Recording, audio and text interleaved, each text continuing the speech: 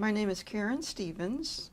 I'm conducting an oral history interview with Jackie Spierman on Friday, July 21st, 2017, for the Women's March Oral History Project in conjunction with the Georgia State University Library's Special Collections Department and in cooperation with the Atlanta History Center.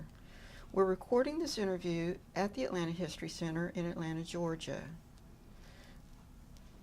Jackie, before we talk, well, let me say this as well. Jackie's daughter, Rebecca, is here in the room with us, as well as her husband, David. So, Jackie, before we start talking about your experiences regarding the Women's March, I'd like to get a little biographic information. What year were you born? I was born in 1942. And I'll be 75 soon. Okay. And where were you born? Dallas, Texas. Dallas, Texas. When you were growing up, did your family have any political leanings? Well, my family was a blue-collar family, and my grandfather was a blacksmith, and so back then it was traditional that most of those folks were Democrats. The Republicans were the people with money. And I do know that my grandfather was a dyed-in-the-wool Democrat. The only argument I ever remember him having was with one of his sons. His son was definitely going to vote against Kennedy because of his own personal prejudices. They'd been told at the church that the Pope would run the country if they elected Kennedy. And my grandfather was horrified that he was going to vote for a Republican. And my grandfather said he was voting for Kennedy. As far as he was concerned, the Democrats, because of course he lived through Roosevelt, the Depression, and everything else, and the Democrats were the people that would take care of you and help you and really cared about the people that were less fortunate. That's about the only real political thing. I do know that if my parents voted, they would have voted Democrat. But back then, there was a poll tax. And my parents never paid the poll tax, so they didn't vote. And as I got a little older, and they lived paycheck to paycheck. And as I got a little older, and I would see people come and vote at these big voting machines at school, and I was horrified. They didn't vote. Why didn't they vote? And they really, two reasons. One was the poll tax. They felt they shouldn't have to pay to vote, and I don't know what the poll tax was, but it was more than they chose to spend. And I think their feeling was it doesn't matter anyway, because the people really who have the money are the ones that make the decisions and run things. So they would talk about politics sometimes, but they themselves were not active or never voted, as far as I know. So the poll tax in Texas required you to pay money the day you're voting at the polling place. You had to pay ahead of time. And it was, as far as I know, I think it was ahead of time. It was a device to keep, and it was not uncommon in the South for this. And basically, it reinforced what my parents believed. It made a hardship on the people that didn't have a lot of disposable income to make that decision of how to spend the money and whether they were. And it basically was a device like gerrymandering is today, to keep the less fortunate people away from the polls. Yep. Okay, I understand.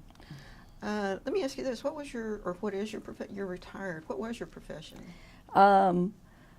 most of my adult life, I was a clinical social worker. I had other careers, and then I went back and got my master's degree and went into clinical social work. Okay. Is there a political party that you support? Well, when I was younger, I would have said yes, the Democratic Party. I am a bit disillusioned with, I wouldn't vote Republican. It would have to be something extraordinary. But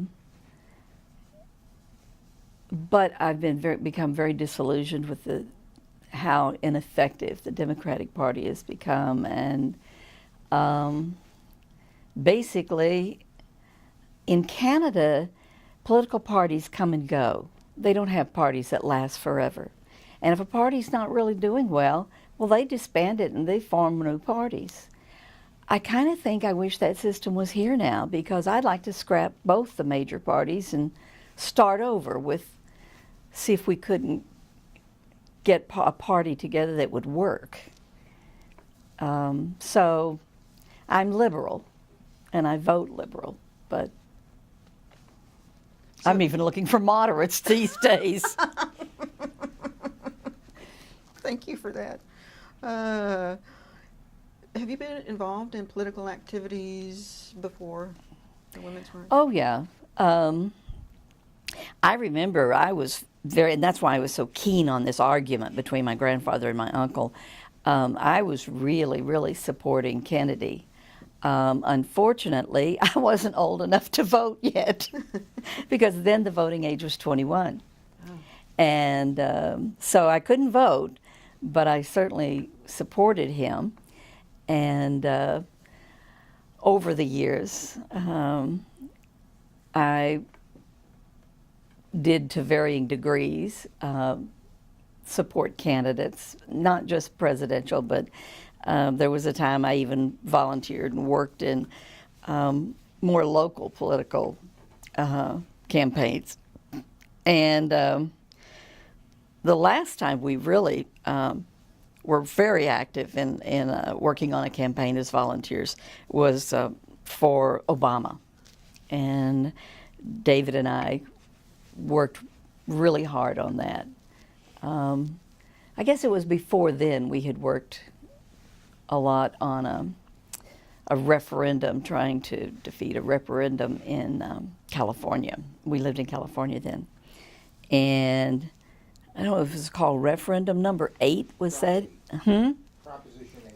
Yeah, Proposition 8, not referendum, Proposition 8. And that was for gay rights and the right to marry. And unfortunately, that one was defeated at that time, but later came back. And then the latest was we worked on the Ossoff campaign. And of course, we worked for Obama. And this last time, I supported Hillary and worked not as much as I did on the Obama campaign, but I did some work, and I supported her. Did any of those involve marches? Were the marches as part of any of those efforts? Most of the marches I've done over the years, until I couldn't because of my orthopedic problems. Every year we'd march in the Gay Pride Parade. And that's in San Diego, where we had it was very big there. And then when we moved here, we were happy to see that there was a large contingency here too. And so we would march, and it's been a couple of years now, but I don't know if I'll be able to this October. But if not, I'll probably ride in a wagon or something. Well, let's talk about the march. Why did you decide to march? Well, David and I we had been traveling for a year and a half. And as we traveled around the United States, and mainly the eastern United States, during all the campaign, we were kind of horrified. Not kind of. We were like, well, Trump has no one. I mean, who would vote for anybody that is, just name all of his qualities. We didn't realize at the time how crazy he was. We thought he was pretty dysfunctional, but misogynistic and everything. And I said, he has his own golden rule, and that's he who has the gold makes the rules. And David said he was just running hopes of if he wins, he wanted to just monetize the position. And so we came back to Atlanta and were here during the election because we wanted to be here and vote. We didn't even want to vote absentee because we didn't want to take a chance. We wanted to make sure. And we were horrified. We were just horrified. We couldn't believe it. It wasn't real. We were in shock. And we made up our mind that, I think it was the next day, that we were going to stay here in Atlanta because we'd lived here in Atlanta before we went off traveling. And we said, we can't just go off enjoying ourselves traveling the country. There's nothing we can do out there. It's just we're by ourselves going from place to place. And if we stay here, we can, for one thing, three of our four daughters are here. Our congregation is here. And we knew with our congregation that we would have more effectiveness in working, and we could really put our time and effort into that. Something had to happen.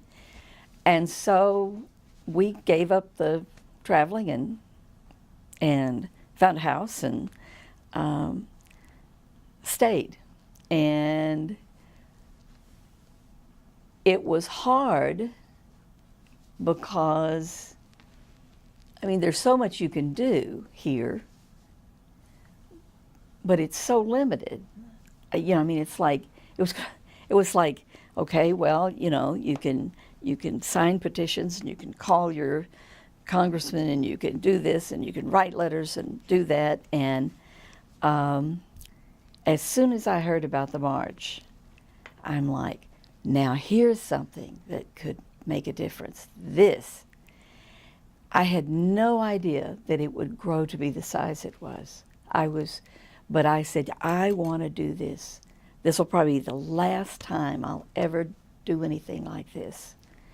But I have to do it. And I talked to David and I says, I have to do it. And this I think has more power than anything I'll ever be able to do on my own. But we really I couldn't afford to fly up there and rent a hotel and all of that business. Up to Washington. Yeah, to Washington, D.C. And so the more I thought about it, the more I thought, well, I'll get enough women together and we'll charter a bus. And that way, we'll drive up there and drive back, sleep on the bus, and it'll be more affordable for any women, all the women. So I started talking about it, and as soon as I mentioned it, the women at the congregation just, for one thing, our minister was thrilled. He just was so happy. And I said, yeah, are you interested? I said, yes. They were. So I started working on it, finding it and how much would it cost and what we could do, and got it organized to where that we could just make it happen. And then I got a few other women that were going to help me a little bit. And one of them handled the T-shirts um, and got that at a great price. So that, and I had some conflicted feelings about. There were some of the men that wanted to go too. They really wanted to go, and I said, you know, I'm really, really sorry, and I hope you'll go. Tell the men to get together. You know, they can carpool, they can charter a bus, whatever. I can't, in good conscience, as long as there's a woman here in the congregation that wants to go, I can't give up a seat to a man. This is the Women's March. And I hate to be that way. I hate to say no. And, but I want every woman that wants to go to be able to go. And so they understood, and some of the men did go. They drove up. But I just wanted to make as many women as possible that I knew to go. And so that's, you know, it kind of snowballed. And what do you think, you can fill up a bus? Well, I said, if there's any empty seats, I will take a waiting list of men and, you know, but it became evident that no, there were not going to be any empty seats. How many on the bus? 55. 55. And some people thought, oh, you'll never fill up that big a bus. What are you going to do if you don't fill them up? I said, don't worry, it'll fill up. I said, we're going to do it, it'll fill up. And sure enough, I had a waiting list of women. How big was that list? Oh, it probably got up to as big as like between 10 and 15. And then when it became so many on the list, they started scurrying and finding other ways that they could go. And but I was glad I had, because at the last minute there were a couple of things that happened that I was able to use a few of them off the waiting list. Did you bus there that day and then bus back that night? We got on the bus on Friday night, because you have to bus all night. It's a long trip, because for one thing, buses can't travel at the same speed. Well, they're not supposed to. But also there's regulations, and the driver has to stop every so often for a break, and that was good for the women too, to get out, stretch their legs and things. And it's a long trip up. So we slept on the bus going up and got up there that morning for the march. And then after the march, we got back on the bus and traveled all the way back. I did make arrangements for a stop at a Denny's. On the way up, we had breakfast, and on the way back, we had dinner, a late dinner, so that there would be at least 2 real meals that they would have. What was the demeanor, the atmosphere? What was it like on the bus going up there? It was great. It was sort of kind of like going on a retreat or a camping trip. With a lot of excitement and singing and things like that. It was, some women were more worried. I had one woman she was just so scared. And I said, I promise you I'll bring you back. I'll get you back. I said, no matter what happens, I'm going to plan for all contingencies, and we'll be prepared, and if there's nothing that can happen that I won't be right there, and you can always hide behind me. And I said it, and she'd just never done anything like that at all. She's a younger woman, and so she hadn't lived through some of the times of, the Vietnam War and all the things that we did speak out against, and so she was really anxious. So she was just sort of white knuckle, like first time flying or something. But she had a great time, and she said she was so glad she went. So it was really mixed. And there was we just had to keep different things in mind. There was one woman on the bus that we were careful not to photograph her face, and that she wasn't going to be named by name or if interviewed or anything like that, because she worked for the government. And she was really fearful that it might mean her job, because there was already rumblings of things that Trump was already getting lists together, and things were being circulated around, things they couldn't do anymore, and things I remember reading about that. yeah, and there was one person that got on the bus off the waiting list, because we had a woman that, it's not a government job, but it's a media related job, even though she's behind the scenes. She's a researcher. She's that memorandums were circulated that week, that Wednesday before we left, saying that they were not to participate in any protests or rallies or marches, and they better take this seriously. They were forbidden. And she's single mom. In fact, her daughter was going to go also, and she couldn't risk losing her job. And so she had to pull out. And she really felt bad. And of course, all the women on the bus were indignant. They really were mad too, but we couldn't go, protest to her boss, because it was too much it should take for her. So that opened up 2 seats. Her and her daughter had to give their seats up, and that allowed a couple that had been on the waiting list to get on the bus. I hope she saves that memorandum and, in 20, 30, 40 years when it's safe, releases it. Yeah. Let me ask you this. When you got there and you got off the bus, what was it like to see how big? Well, even before we got off the bus, getting there, once you got into Washington, D.C., and got anywhere near down there, it was cars, bumper to bumper in all directions, and streets were closed, and the arrangements for where you could get off the buses were a long way off, and then they were saying, here's where you have to get off, and then you have to take the mass transit in, the subway or something in, or walk, it's a 30-minute walk and this and that. Well, I was on a walker. We had another woman on the walker. We had several, and I wasn't the oldest one on the bus.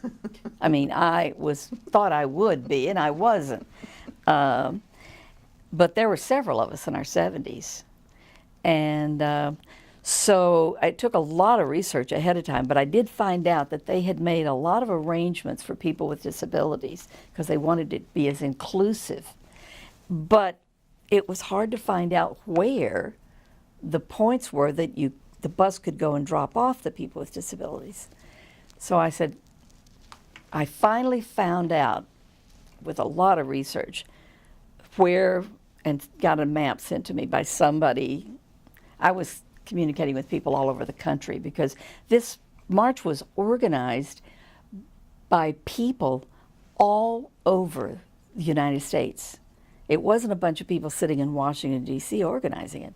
So, and there were different senators' office and representatives' offices that their staff was helping. And so I finally found out where a drop-off point would be. And then directing our bus to that drop-off point and trying to get past all the closed streets was difficult. And when we got there, we finally, every time we would come to a roadblock, then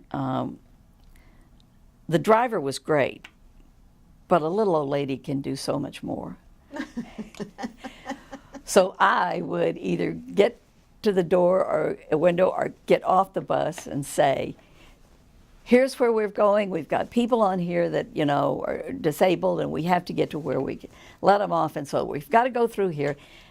And the police or whoever it was, they would let us go through here and there until finally I got to a point that it's like, this is they changed where it was, and different streets were blocked off.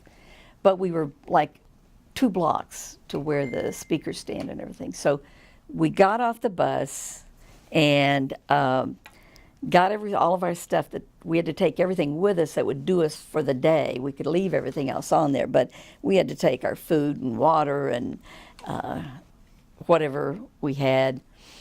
And it was more people than I have ever been in my life.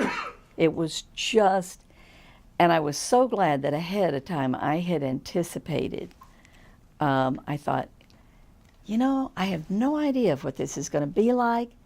I have no idea if there's going to be protesters there against us, if there's going to be some of, you know, they're going to break us up, that are going to try to, you know, we might get split up if somebody sets off a bomb or somebody does this. I just want to prepare.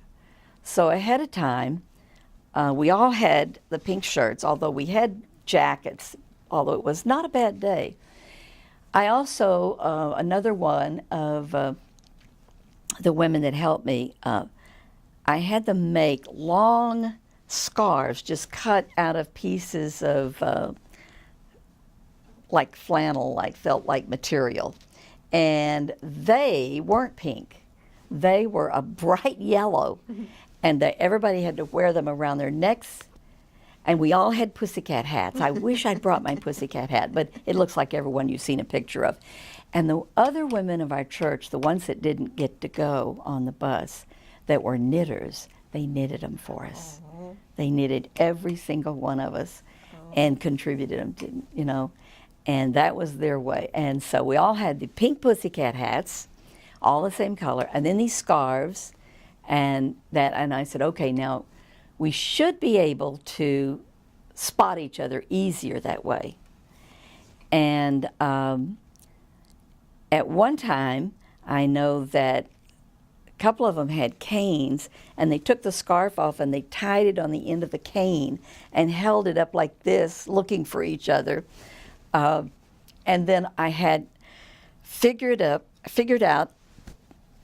I had the route of the parade, and I'd figured out a rendezvous point at the end of the parade. And I drew up a map and it's close to the Washington Monument, so that's tall, easy to spot, everybody knows what it is. And here's the rendezvous point. You can see it right there, and then this is this building. And at the end of the parade, or 5 o'clock, whichever comes first, we're all going to rendezvous at this point. So if we get separated, anybody that gets separated or decide, you know, you're not going to keep up, you're going to sit for a while or something, we're going to rendezvous here. And I made sure everybody had that information. Plus, I had divided up into teams, and I had a captain for each team, and each woman was responsible for about 6 women. I said, now these are your women, and I put the captain's phone number on each of those women's arm, wrote it on there, and I said, if something happens and one of them gets hurt or passes out and is separated, if anybody sees that number, they'll call it. And then you've got your sheet of your 6 women.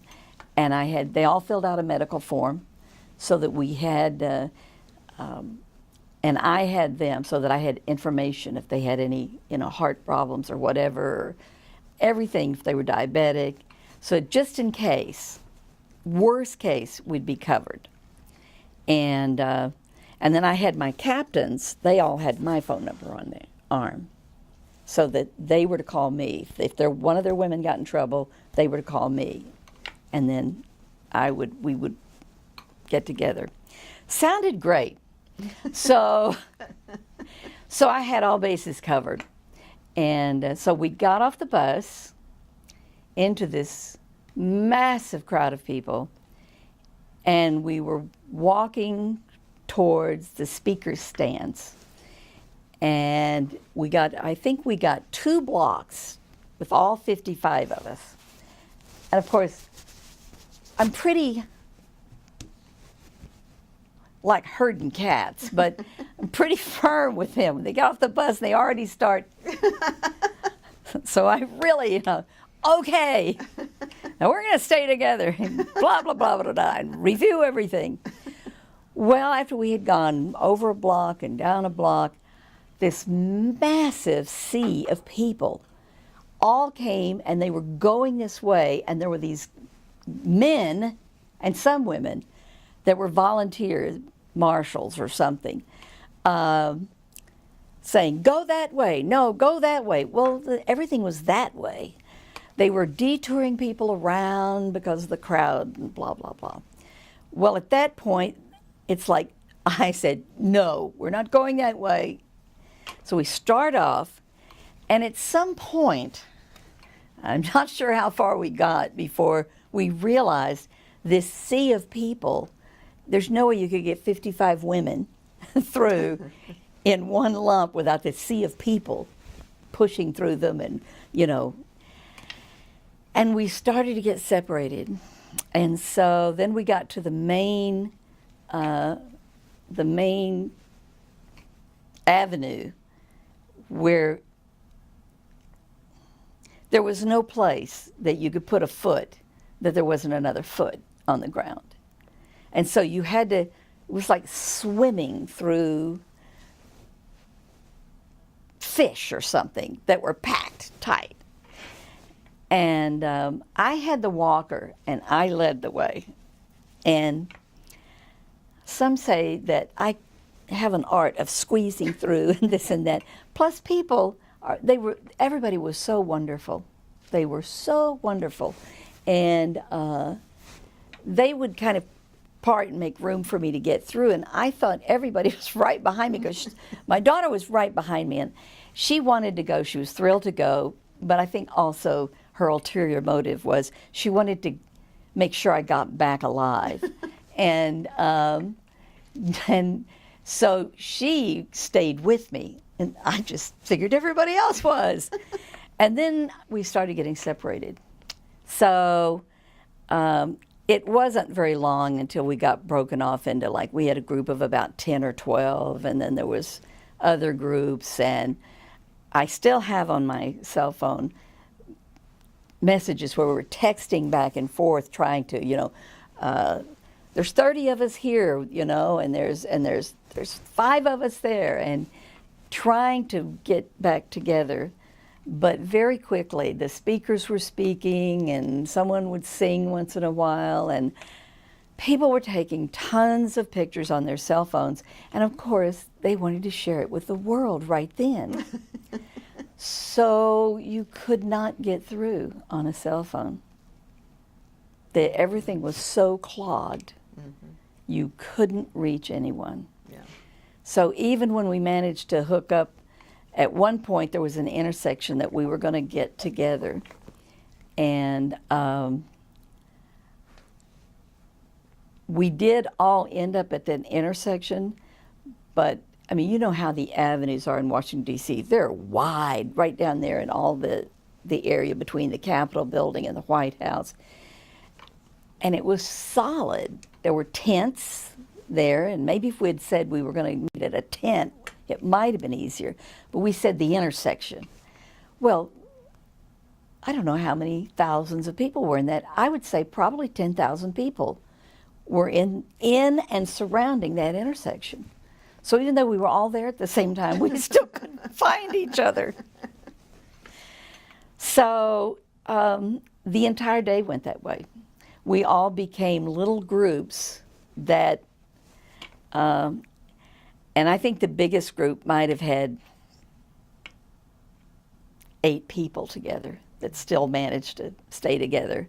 The smallest group was a group of one woman, spent the whole day. She says, but that was cool. And I figured, well, I've got a credit card. If I can't ever find them again, I'll I'll get home somehow. And then it ended up being just the two of us for quite a bit of the day. And it was 2 and 3 here and there, women. And it was a bit scary at times. I couldn't imagine how I was going to call our minister and tell him, well, Anthony, we're on our way back, but I lost 30 of your congregants. And that's the way the day went. It was bedlam. It was loud. It was angry at times when people were really making a point. But between the women, and there were some men there, some kids there, some older than me there. There was a 90-something-year-old woman that got lost. She was one of them that was announcing over the loudspeakers. She was lost, and somewhere else there was a 4-year-old child lost. So, but to each other, they were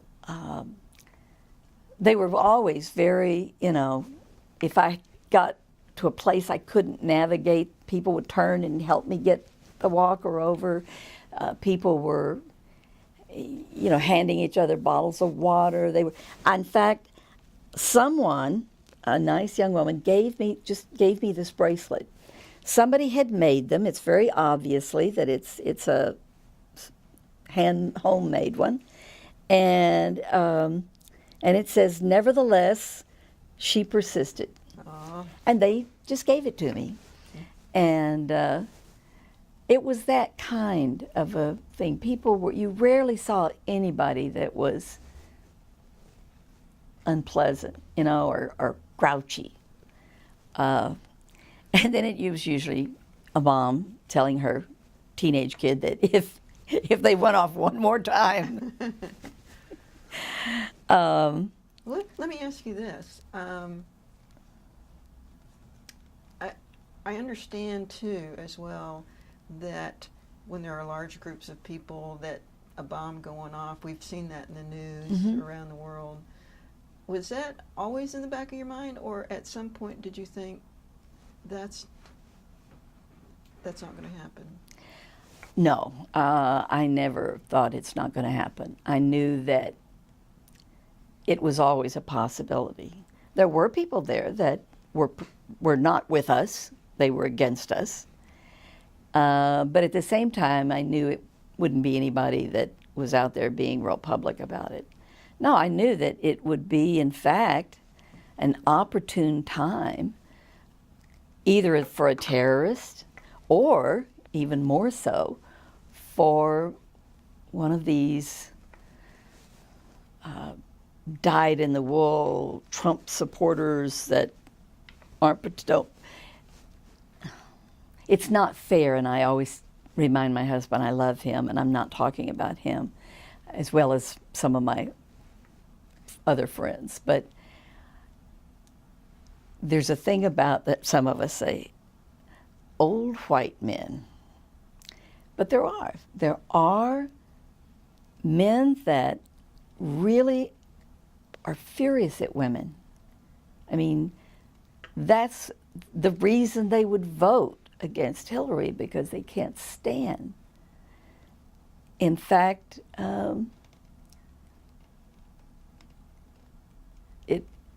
there's just a lot of anger and hatred, and there were so many things, targets that they were against. And this parade was very eclectic. I mean, there were groups there from Planned Parenthood. There were groups there for gay rights, and the gay and lesbian and LGBT groups. There were groups there for worried about health care, and so that it was across the board. For you, what was the number one issue for you?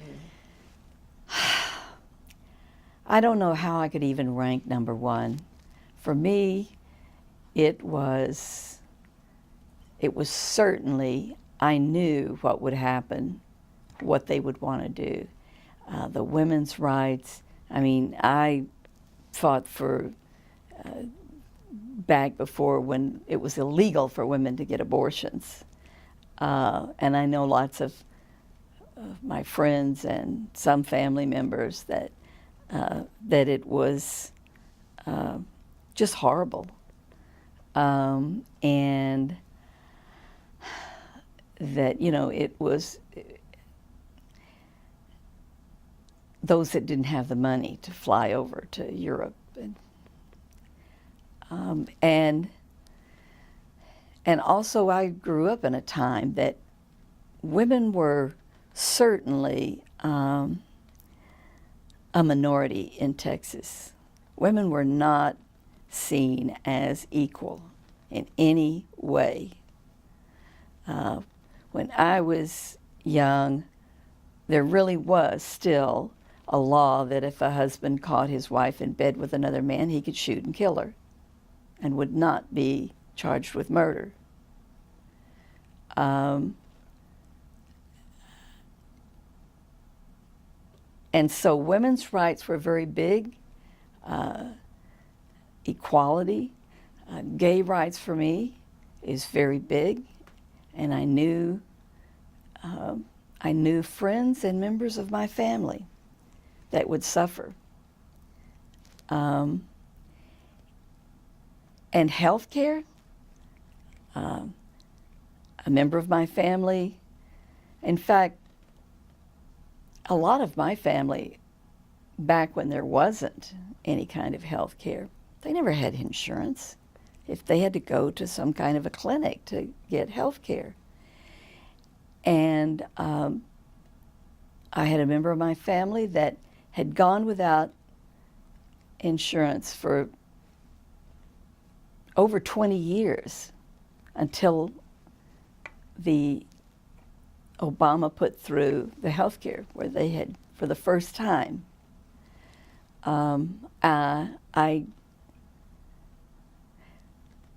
And I knew that basically the people that had the least would be hurt the most. I also know that I'm very much an environmentalist, and I know that global warming is true and accurate, and I believe in science. I didn't make great grades in science, but I learned and I still believed in it.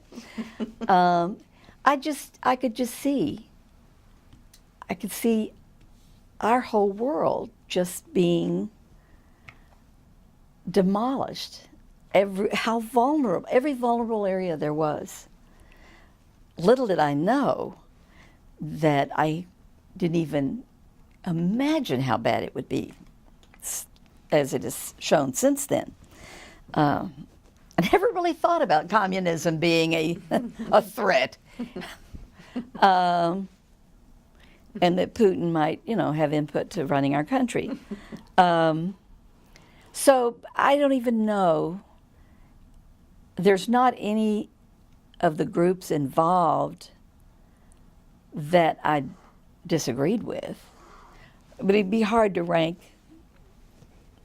But I would say the three biggies, it is the health care and the women's rights and gay rights are big, and they had lots of along the way areas where different groups were staging things. And I know at one point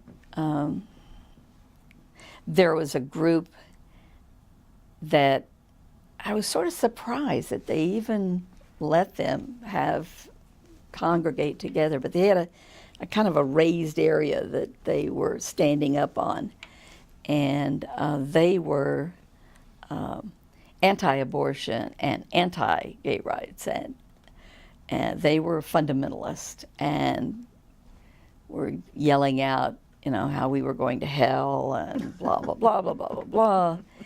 And I thought to myself, Trump is now our president. We're already there. And so around there it was, but actually the people around there, even though they were exchanging pleasantries, they were behaving better than the people that were up there, you know. So it was, there was music, there was people of all colors, there were people of all sizes, there were people of all races, speaking all different languages. There were people dressed in everything from gauze dresses and tie-dyes, which I loved so much, to business wear, office wear, to beautiful everything. There was just everything. And you could tell there were people of all different socioeconomic levels. It was truly, I don't think I'll ever experience anything again that felt so representative of the United States. This really is what we are. There was a Native American group there, a large one, and beautiful, and their music was beautiful, and so it was a unique experience. Did you get emotional at any time during the march?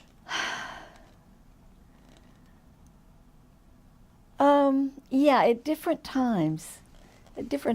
It was, although I really have to tell you, probably the closest I came to just crying, I mean, I was just like, my heart was in my throat, was when at the end of the march, and we went to the rendezvous point, and when we got there, there was already, I think, 3 women there. And I went over there and I thought, here's 3. And when they kept pouring in, and I would look up, and there would be more coming from different directions, because they had to use all the streets around there and everything. It was not a march like like you're used to, a march all going down one street. It wouldn't hold all the people. And as they started arriving and more arrived, and there was one or two that I worried about a little bit. And that, I had assigned their captains to be sure that we can hopefully keep her with you, I didn't want her to get lost. And because she'd been ill and she would get confused sometimes. So then I would see those. I'm like, ooh, there's the other one on the walker, and she's still upright. And there's so-and-so. And there's the 2 young college gals. And we had, as I say, I think the oldest was 70, she'd already turned 75. And was turning 76, in fact, not long after that. And the youngest was, I think, there were several teenage girls with their mothers, and there was the 2 young college women. And I think the youngest was about 15. Mm-hmm. So it was wonderful, us going up there and sharing food on the bus and singing and, just... What was it like coming back on the bus? Well, everyone was so happy that everyone made it back to the bus. Everyone. Our driver was happy too. everyone, of course, was so tired. Ah, they were so tired, and it was like the bus, a seat. Fortunately, I could turn around and sit on my walker. It has a seat. I could sit on my walker when I just had to sit down, because I knew if I couldn't get down on the ground, it would just take a crane to get me up. Plus, you'd get trampled. So as I counted, and everybody was there, and then we had to walk another couple of blocks to the bus, and then it was, I think, the most satisfying feeling people had. They were just filled with, they were tired, but they were filled with just energy and joy, and because then at the end, it ended down by the White House, and we knew he was in there, and so there was a lot of very loud singing and chanting, and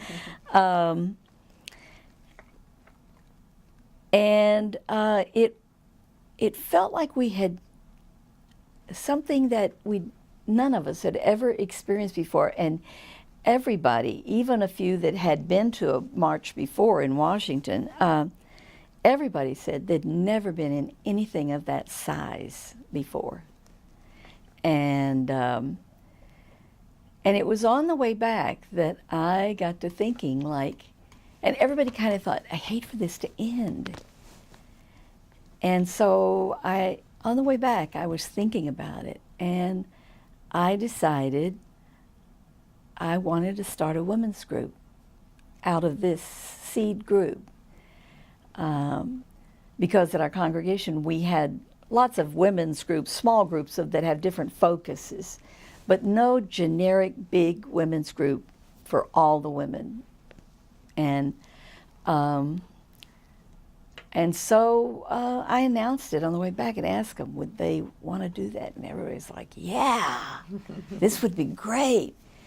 Because ours is a pretty good sized congregation, and most of them that size, the UU congregations, do have women's group. But I had been in a big one back home before. And so that's what got me started on that. And when I thought, well, I'm going to get back, I'm going to start one, because there's going to be other things. It's not going to end. It's going to keep going.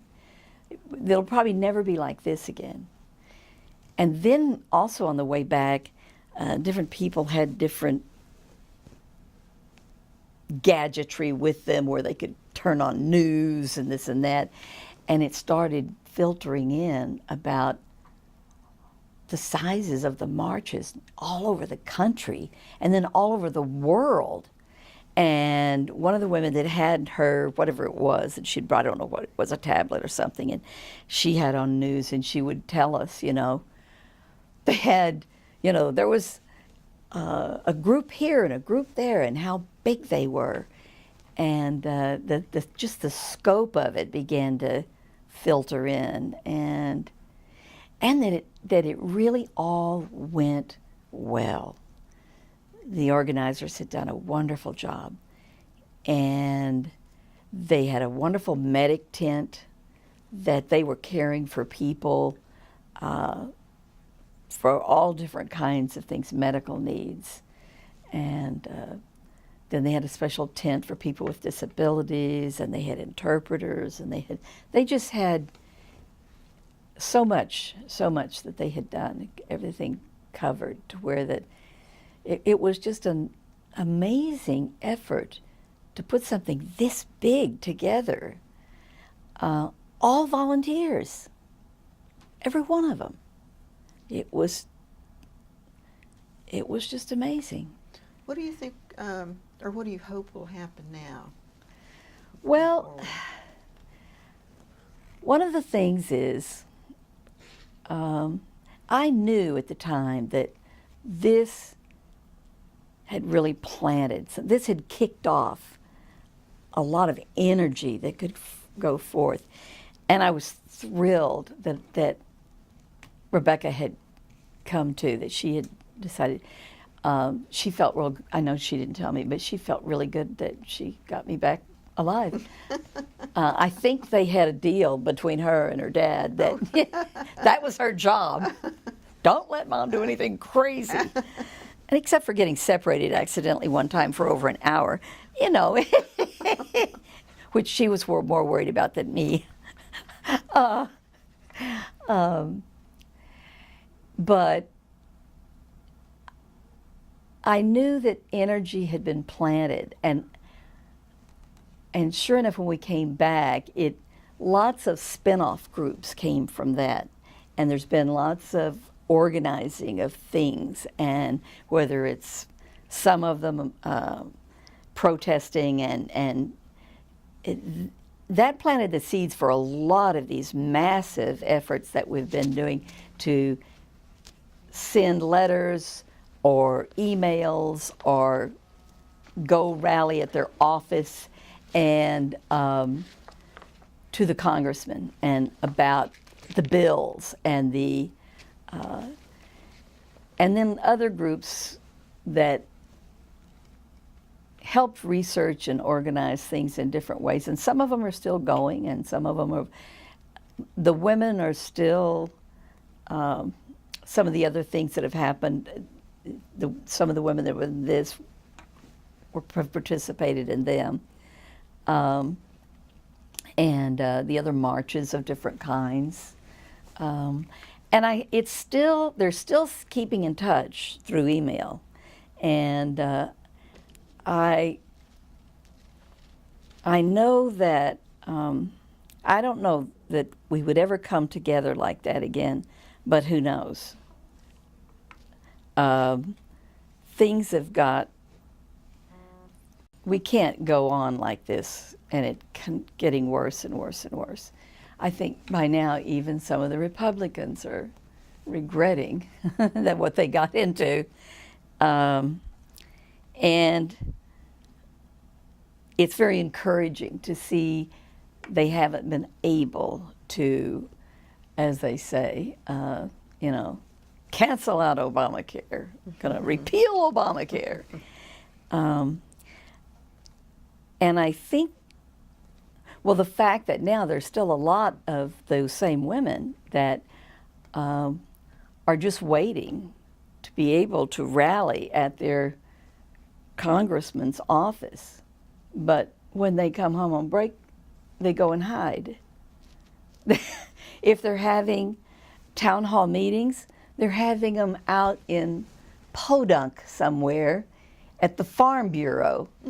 They're not getting anywhere near the cities because when they do, people turn out and it's there. And I think a lot of that energy, it started back there. It started with, plus, I think it's wonderful for the young women, because this has been one of my concerns, is the young women don't know what it was like. They don't realize because they've never experienced it. And they don't realize because they don't recognize that it's been getting worse for women and how women are being treated and looked upon. And what do you fear the most? What do you fear the most? Oh, one of the things I fear is that if they had their way, there are a lot of men and a few Stepford wife type women that would really like to return it to the way it was back in the early 60s. They really would like to keep women in their place.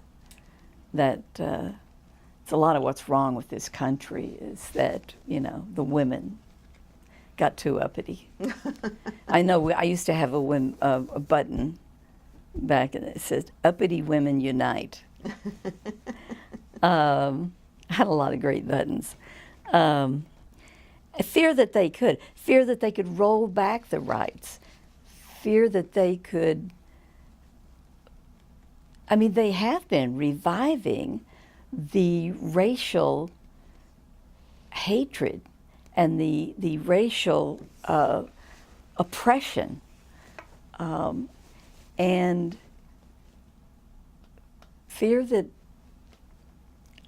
they could take us backwards. And now it's to the point that there is, I know it's not a fear as much as it's just a dread that we are definitely destroying our environment, and that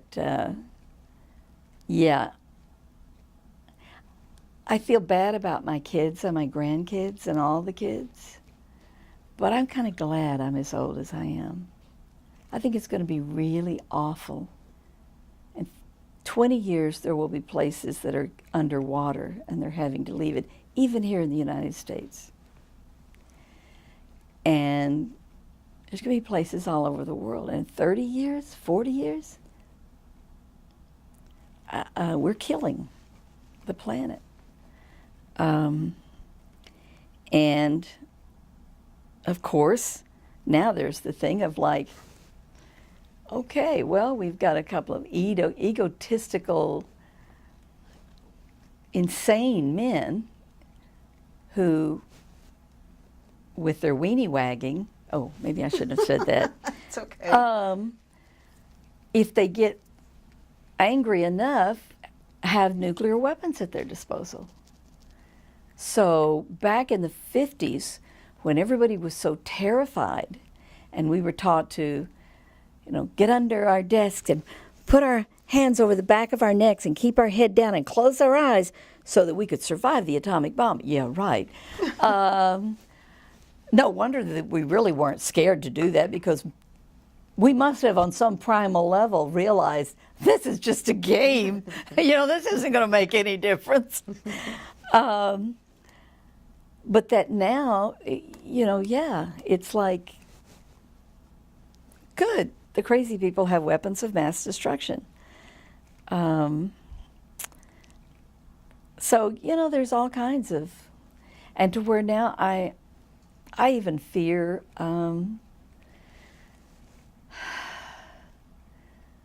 that I would say there was a time I would say it's not possible in this country, but now I think it's possible that a tyrant could try to pull off a coup and gather support to totally destroy democracy, which would bring disaster. I do believe there can be rioting in the streets that would make, the rioting that we've had back, in Detroit and Los Angeles and Watts and New York, anywhere else, would make it minor. I mean, I think it's a very perilous time. Do you think the movement that started with the march will continue? Oh, I think it will. I think it has to. I know a lot of the women I went up there on the bus with, and most of the women that I saw up there and talked to or just stood beside of for a while and experienced, they won't accept any of that. I think there's enough people and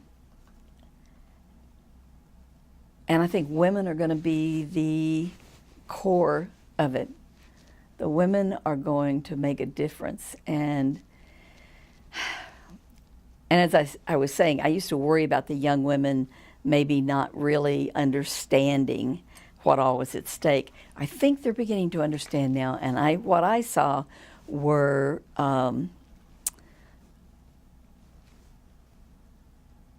women that were determined. They're brave. I saw many more brave women than women that were frightened. There was a handful of women that wouldn't go on the bus. They really wanted to, but they were too scared. Something might happen. And I'm like, but more might happen if we don't. Right. And so, no, we're not going to let it go back. It can't. There's too much at stake. Has the march changed you in any way?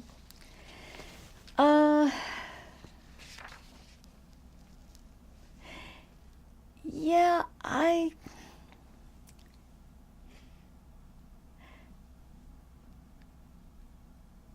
I'm probably more, it's hard. I've always been a strong person. And and I don't know why and where it came from, but I've always had a real strong feeling about people that were put down or oppressed and prejudiced, and people that were excluded.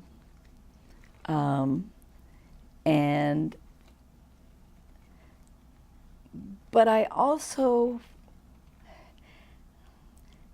it's not compassion. I don't know what it is, but I have a part of me that is softer, and which is weird, because maybe if I started out a very soft person, I'd come back being harder. But there's a part of me that is, I'm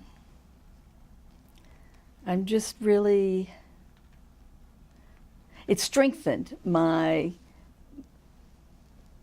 embracing of women that ordinarily I might have, she's nice, but I have more compassion and more, it's like, it's okay. You don't have to be as strong as I am, or you don't have to be, as brave, but you do have to try. I still don't accept that women can just go over and curl up into a ball and not do anything. Somebody take care of me. But and I guess I've got a little bit more of my fire. It's like, I really did that. Because I went up there not knowing how I was going to do it. No, but I knew if I got myself into it, I'd get myself out. I would do it. But it really felt that, yeah, I've still got the fire in the belly, and I still can motivate people. I can still support them and help them be stronger. And so I guess that's the part. It's reawakened my desire and willingness to put energy into helping women, so that I feel I got back in touch that I do have something to offer and something to give, and I'm not over the hill. Mm-hmm. And that they can recognize that. I can pull it off, and they can recognize that they don't think of me as, well, boy, she's really a character, the little old lady, little old woman. Do you have any advice for anybody who's trying to cope with the chaos and the changes? Yeah. It's okay to be scared. It's okay to be unsure. It's okay to feel helpless for a while. You find some support from somewhere. Another person, another woman, a group. You can curl up in a ball and just suck your thumb and feel sorry for yourself for a day. But then you must, deep down inside of yourself, you have it. It's a little flame, or it might be a whole campfire, a bonfire. But you must find strength, reach out and connect with other women, and decide you're in there for the long run, and you're going to do whatever it takes to save yourself, to save the people you love, to save our country, because our whole country is threatened. And to take this seriously, and to not let anybody put you down. Don't let anybody make you doubt what you believe in. And I won't ever need an abortion. I'm 75 years old. You may never need an abortion. You may choose not to get an abortion. But you know, there may be other women that do, other women that need it, other women that have the right to it. So therefore, you do it for them. You may have health care, or you may be financially okay and comfortable. But for all the women that aren't, I've had money and I've been poor. I've been a single mom. I've been married with a house full of kids and health insurance and been very lucky. But all of those different scenarios can make a difference in our life one way or the other. So we can't quit, we can't stop, and we can be back where we were headed at one time. We've gotten very close. And there's life after Trump. Well, Jackie, I can't think of a better place to end or conclude this interview. I just want to tell you this has been remarkable. I appreciate you coming. If you organize anything, even if it's a trip to the grocery store, to count me in. I'm coming. I know I'll be taken care of and safe and have a good time. And I just want to say thank you so much for participating in this project. I really appreciate it. Well, thank you. This has been good for me to relive it again and be back there. Yeah. Well, before we end, Rebecca's in the room. Your husband David's in the room. Was there any questions or anything you wanted to ask? Anything we left out? Any thoughts you had? I'm just so proud of her. Yeah. And it didn't occur to me until you set the date. It's 6 months to the day. Mm. Yeah. Yeah. Well, she left out the part where the woman group that she thought she was going to start is actually in its 4th happy month now, and has between 20 and 30 people showing up twice a month to do the thing. So it's happening. Awesome. The women's group. Yep.